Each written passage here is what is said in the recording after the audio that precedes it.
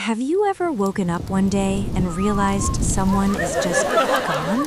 No explanation, no warning, messages unanswered, calls ignored. Maybe you've even been the one who disappeared. We like to think relationships end with dramatic fights or clear goodbyes, but sometimes they end in silence. Sometimes people don't just drift away, they deliberately cut everyone off. Friends, family, partners, entire chapters of their lives. And the question that lingers is always the same: why? The psychological reasons behind why some people cut others out of their lives are far more complex than simple anger or cruelty. It's rarely about one argument or one mistake. More often, it's about internal struggles, unresolved wounds, and deeply ingrained survival patterns that have been building for years. One of the most common psychological drivers is self-protection. For some individuals, cutting people off feels like the safest option available. If someone has experienced betrayal, abandonment, emotional neglect, or manipulation in the past, their nervous system may become wired to anticipate danger in relationships. Even minor conflicts can trigger a fight-or-flight response. Instead of working through discomfort, their brain chooses what feels like the fastest route to safety: distance. Total distance. This response is particularly common in people with avoidant attachment styles. Attachment theory suggests that our early relationships with caregivers shape how we connect as adults.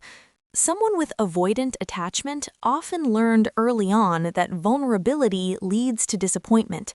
They may have grown up in environments where emotional needs were dismissed or punished. As adults, they value independence intensely and may struggle with intimacy. When relationships start to require deeper emotional engagement, they unconsciously feel trapped or overwhelmed. Cutting someone off becomes a way to regain control. Another powerful factor is emotional overwhelm. Some people don't cut others off because they don't care. They cut them off because they care too much and don't know how to regulate their emotions. Conflict, expectations, and emotional demands can feel suffocating. If a person lacks healthy coping mechanisms, distancing themselves may seem like the only way to calm the chaos inside. It's not always a calculated decision. Sometimes it's an impulsive act driven by anxiety. Trauma also plays a significant role. Individuals who have experienced complex trauma, especially relational trauma, often struggle with trust. Their worldview may be shaped by the belief that people eventually hurt, leave, or betray you. Cutting others off can feel proactive, like leaving before being left. It's a way of saying, "You can't abandon me if I abandon you first." This preemptive rejection protects them from the deeper pain of perceived abandonment. Then there's the role of boundaries, and this is where things get complicated. Not all instances of cutting people off are unhealthy. Sometimes it's a necessary act of self-respect. In toxic or abusive relationships, maintaining contact can be psychologically damaging. Establishing strict no-contact boundaries can be an essential step toward healing. The outside world might label it as dramatic or extreme, but for the individual, it's survival and growth. The difference lies in intention. Is the cutoff rooted in fear and avoidance, or in clarity and self-protection after repeated harm? Personality traits also influence this behavior. People high in trait neuroticism may experience stronger emotional reactions to perceived slights. Those with high levels of pride or rigidity may struggle to tolerate disagreement or compromise. In some cases, narcissistic tendencies can lead individuals to discard people once they no longer serve a purpose or provide validation. The cutoff isn't about safety, it's about control or self-image. On the other hand, people with depressive tendencies may withdraw not because they want to hurt others, but because they feel unworthy of connection. Depression can distort self-perception. A person might believe they are a burden, that others would be better off without them, or that they have nothing meaningful to offer. Instead of asking for reassurance, they isolate. Cutting people off becomes an expression of hopelessness rather than hostility. Shame is another hidden driver. When someone makes a mistake, fails publicly, or feels exposed, shame can be overwhelming. Unlike guilt, which says, I did something bad, shame says, I am bad. And when someone feels fundamentally flawed, distancing themselves from others can feel like the only way to hide. They may fear judgment, rejection, or humiliation, so they disappear before anyone can confirm their worst fears. There's also the influence of cognitive distortions, the mental shortcuts that shape how we interpret events. Black and white thinking, for example, can lead someone to view relationships as entirely good or entirely bad. If a friend disappoints them, they may suddenly rewrite the entire relationship as toxic. Catastrophizing can make minor misunderstandings feel irreparable. Mind reading can convince them that others secretly dislike or disrespect them. When these distorted thoughts go unchallenged, cutting someone off can feel completely justified. Social media has amplified this phenomenon. The idea of protecting your peace has become a popular mantra. While setting boundaries is healthy, the message can sometimes be oversimplified into remove anyone who causes discomfort. Growth, however, often requires navigating discomfort. Without emotional nuance, people may mistake normal relational friction for toxicity. As a result, cutting others off becomes normalized, even glamorized without deeper reflection. Cultural background also matters. In individualistic societies, personal happiness and autonomy are prioritized. Ending relationships that don't serve you can be framed as empowerment. In collectivist cultures, however, cutting off family or long-term friends may carry intense stigma and guilt. The psychological experience of the person doing the cutting will differ depending on these cultural values and expectations.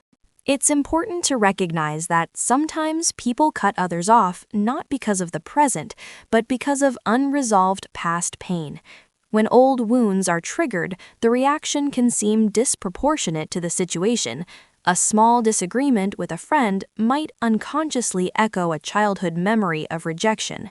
The body reacts as if the past is happening again. The person isn't just responding to you, they're responding to every similar hurt they've ever experienced. Fear of vulnerability also plays a major role. Intimacy requires openness, honesty, and the willingness to be seen, flaws and all. For someone who equates vulnerability with weakness, deepening closeness can feel dangerous. The closer someone gets, the more power they have to hurt you. So instead of risking exposure, some individuals choose distance. It's safer to be alone than to be known. In some cases, cutting people off can signal a developmental transition. Major life changes, career shifts, personal growth, recovery from addiction, spiritual awakenings can alter someone's values and identity. As people evolve, they may feel that certain relationships no longer align with who they are becoming. While this can be painful, it's not always malicious. Growth sometimes creates distance. However, the healthiest transitions involve communication, not silent disappearance. It's also worth acknowledging that conflict resolution skills are not innate. Many people were never taught how to have difficult conversations. If someone grew up in a household where conflict was explosive or avoided entirely, they may lack the tools to repair relationships. Cutting someone off may feel easier than navigating apology, compromise, or emotional accountability. It's not that they don't care, it's that they don't know how to stay. For the person on the receiving end, being cut off can be deeply painful. The lack of closure often leads to rumination. What did I do? Could I have fixed it? The human brain craves narrative completion, and sudden silence denies that. Understanding the psychology behind the behavior doesn't erase the hurt, but it can reduce self-blame. Often, the cutoff says more about the internal world of the person leaving than about the worth of the person left behind. Ultimately, cutting everyone off is rarely about a single cause. It's a convergence of attachment patterns, emotional regulation skills, trauma history, personality traits, and current stressors. Sometimes it's avoidance. Sometimes it's self-preservation. Sometimes it's growth. And sometimes it's a cry for space from a nervous system that feels overwhelmed. Healthy relationships require resilience, the ability to tolerate discomfort, communicate needs, and repair ruptures. When someone repeatedly cuts people out of their life, it may indicate that these skills haven't been fully developed yet. The good news is that patterns are not permanent. With self-awareness, therapy, and intentional effort, people can learn to stay instead of flee. If you've been the one who cuts others off, it might be worth asking yourself, am I protecting my peace, or am I protecting my fear? Am I setting boundaries, or am I avoiding vulnerability? And if you've been cut off, remember this. Someone else's inability to maintain connection is not proof that you were unworthy of it. Sometimes silence isn't about you at all. Sometimes it's about wounds that haven't healed, fears that haven't been faced, and emotions that haven't been named. And while disappearing may feel powerful in the moment, real strength often lies in staying, in having the hard conversations, in tolerating discomfort, and in choosing connection even when it feels risky. Because at the end of the day, cutting everyone off might protect you from pain, but it can also protect you from love. And the real question isn't just why some people walk away without looking back, it's whether the walls they build to feel safe are quietly keeping them from the very connection they've always wanted.